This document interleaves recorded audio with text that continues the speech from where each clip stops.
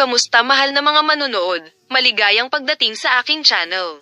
Maagang pagdiriwang ng kaarawan mula sa Tagbabuyak Usten. Nakatawag pansin ang cake. Nagsimula na ang mga paghahanda para sa bagong edad ng Tagbabuyak Usten, isa sa mga pinakakahanga-hangang sikat na pangalan ng kamakailang panahon.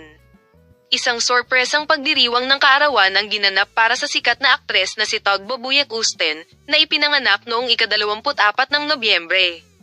Nakatawag pansin ang cake ni Tagbabuyak Usten.